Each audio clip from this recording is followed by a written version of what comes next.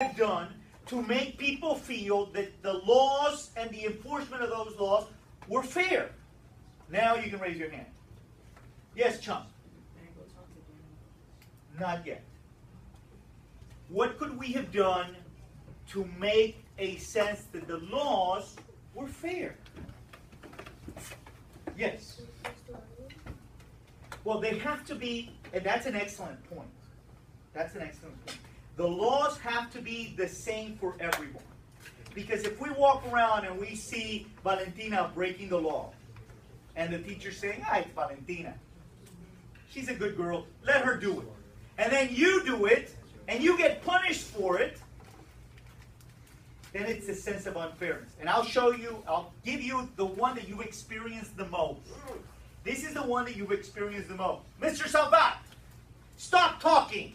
You are punished. Mr. Salvat gets up and says, I wasn't the only one talking. I wasn't the only one talking. Exactly. In that statement, what he is demonstrating is a sense of unfairness because there is not the same treatment that's given to everybody. Not the same treatment that's given to everybody. So there has to be a sense that I'm going to be treated the same as everybody, and it doesn't matter who I am. Whether I'm the President of the United States or I'm begging for change at a traffic light. The treatment and the laws have to be fair. What else do we want? Yes, Mr. Salva. To enforce the laws. We need some sort of system that enforces the law, but not only that, we need to trust the enforcers. Yep. Right now, in the United States, is there a sense that some enforcers are not doing a good job? Yes. What's happening in St. Louis? The Cardinals. Do you know what's happening in St. Louis? Yes. That's the one. Sometimes the enforcers, and by the way, here I'm going to take a pause and give you a public service announcement from Camping. Public service announcement is that most police officers are, 1, well-intended, 2, are law-abiding, 3, are the type of people that you want to hang out with. Most police officers are that. But is it true that in every profession there's a couple of people that give it bad reputation? Yes. So, in St. Louis, apparently people feel that the laws are not being treated the same by the law enforcers for white Americans as for African Americans. And therefore, there's a great sense of rioting, there's a great sense of protest, there's a great sense of, this is not right. This is not right. So, a sense of justice is really a sense of fairness that takes place. What in the Constitution, Ricky, could we do, could we write, could we place to make people who are about to be punished feel that that even though they may be punished, even though they're arrested, even though they're going through a trial, that there's a sense of fairness for their experience? What could you do in the Constitution to make somebody feel, okay, it's fair?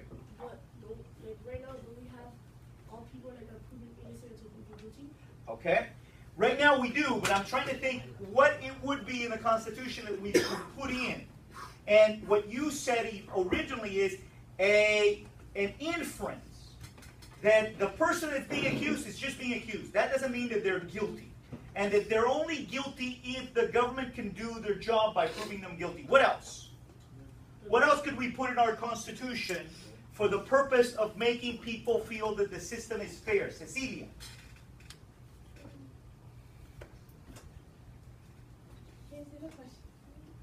I will, but have Ms. Sombrano answer it. Okay, what about the Bill of Rights? The Bill of Rights is a thing within the Constitution, but what individual rights within it would make you feel, if you were accused of a crime, that the system was going to be fair to you? Well, let me ask you this question in a different way. Would you feel that it is fair if you're arrested and you're put in a jail and you don't have a trial for 2 or 3 years? I arrest you. I haven't proven that you're guilty. I just arrested you. and I put you in jail, but you don't have a trial for 2, 3, 4 years. Is that give you a sense of fairness? Because what if 2 or 3 years from now, it's proven that you didn't do it? Can the government give you back that time? So, in order to have a sense of fairness, you also have to have a sense of quick resolution of the problem. It has to be quick. Don't let me linger for a long time, and specifically, don't let me linger for a long time if I'm in jail. What else? What else? What else? I'm sorry, what, Mr. Sabat? Say it out loud. There's no wrong answers. He said have an equal constitution. Have an equal constitution. Okay. Except for that one. Yeah, no. Okay, yes. No. That's a good question. That's good. Mr. Daiz, what else would you put into the Constitution to give people a sense of fairness? If you were accused of a crime,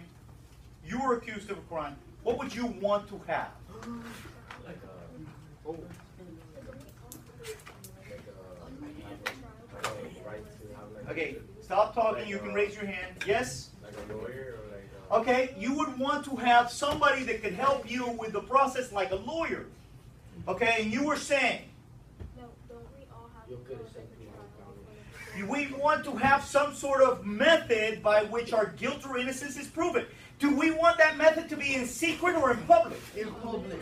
In public. correcting the peers.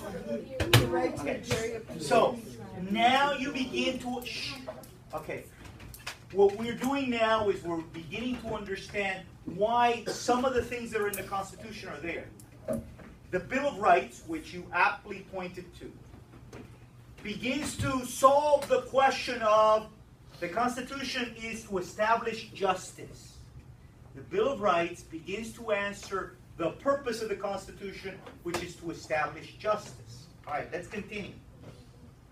Ensure domestic tranquility. What is that? It sounds really pretty, right? I like the word tranquility, the way it kind of rolls out of my mouth. But what is tranquility? Yes. Means like that you'll be safe from like being hit for no reason, basically, like you won't be tortured. Right? Okay, torture, yes. Okay, ensure means make sure. Domestic Okay, make means sure. your home.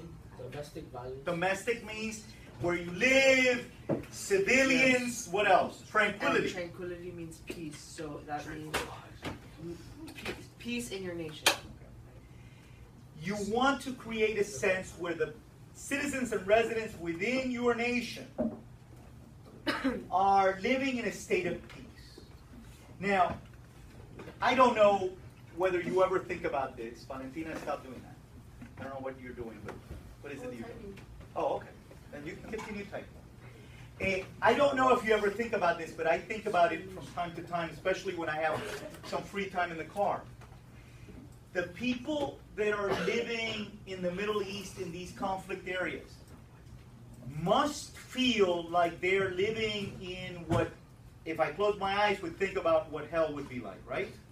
Yeah. Number one, they don't know if they wake up whether they're going to end up in bed that night or they're going to die. They don't know oftentimes where food's going to come in or where a bomb is going to explode in the middle of a Getty, because it happens every day.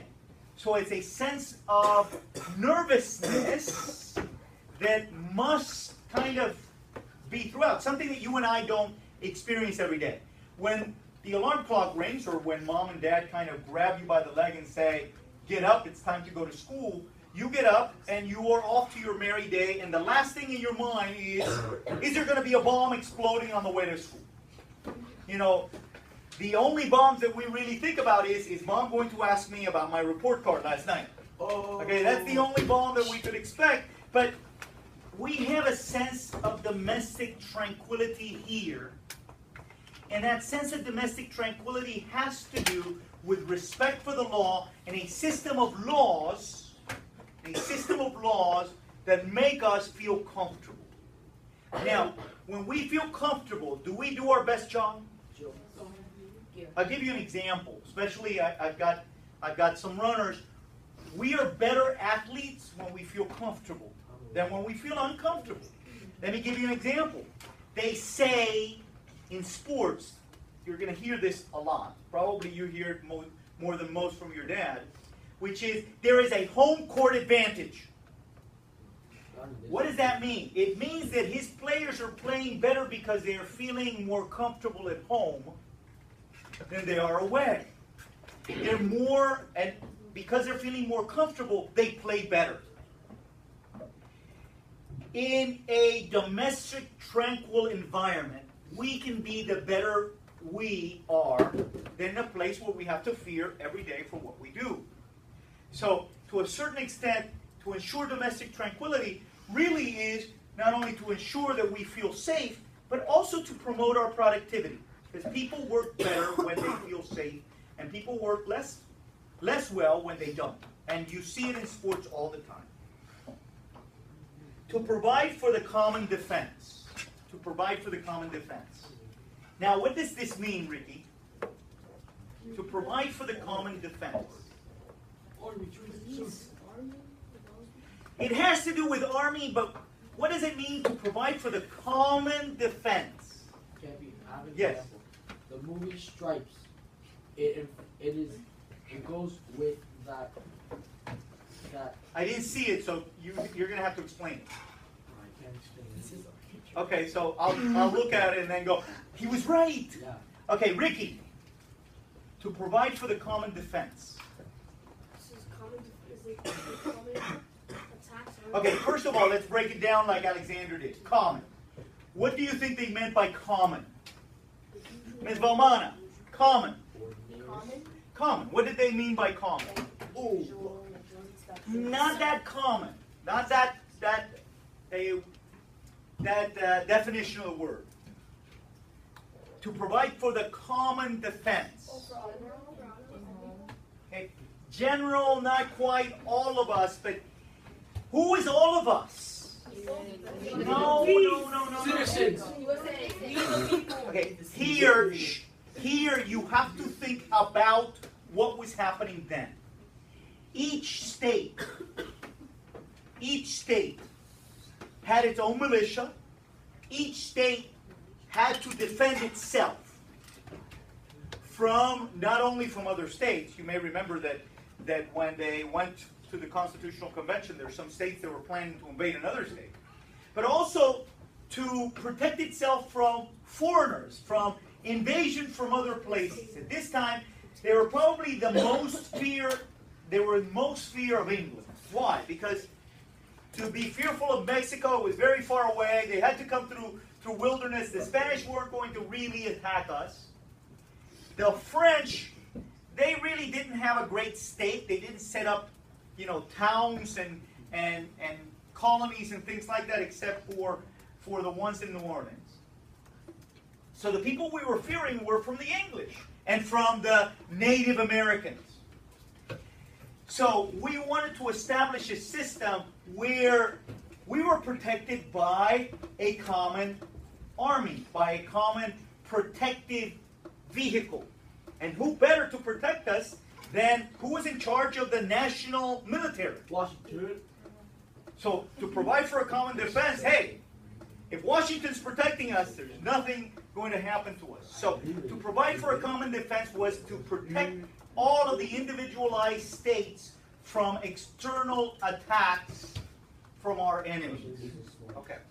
To provide for the common defense. Our table's the smartest. Promote the general welfare. To promote for the general welfare. And this word welfare has really gotten a really bad rap. The word welfare has gotten a real bad rap. What does it mean today? Chuck. Welfare? Welfare. Means like for the good of you, right? That's what it means really in the definition, but the word welfare nationally means a handout. Okay? If you're part of the welfare system is you don't work for yourself, you're kind of the government provides for you, gives you money, it takes care of you, you're there for a handout. That's in essence what the word welfare to a certain extent means. But that's not what it means here.